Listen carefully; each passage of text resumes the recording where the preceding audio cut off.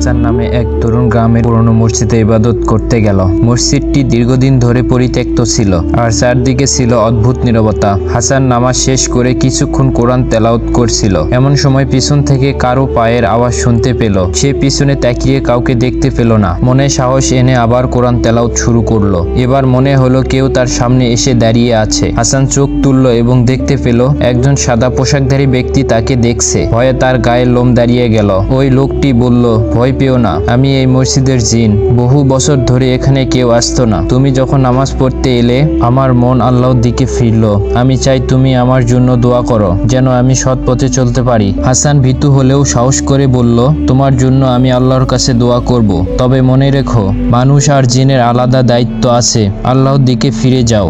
এরপর থেকে হাসান নিয়মিত সেখানে নামাজ পড়তো এবং জিনটি কখনো আর তাকে বিরক্ত করেনি। আল্লাহর উপর ভরসা ও সাহসিকতা মানুষকে অদ্ভুত পরিস্থিতিতেও রক্ষা করে।